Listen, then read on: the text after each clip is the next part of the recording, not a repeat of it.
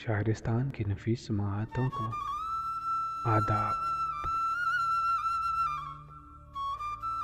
आज की शब जनाब वसीम बरेलवी के नाम।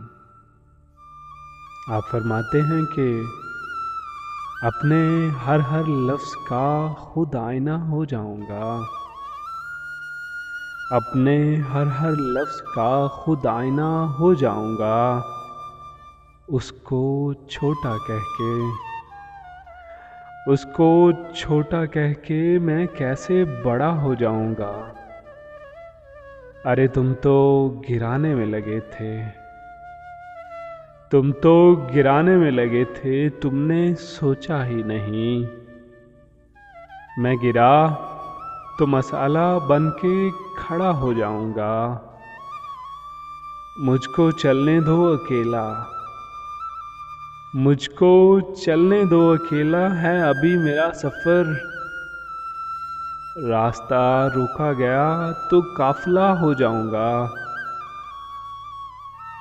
और सारी दुनिया की नजर में है मेरा अहद वफा, सारी दुनिया की नजर में है मेरा अहद वफा।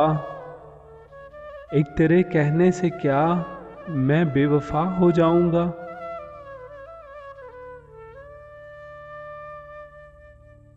आपकी समाअतों का बेहद शुक्रिया।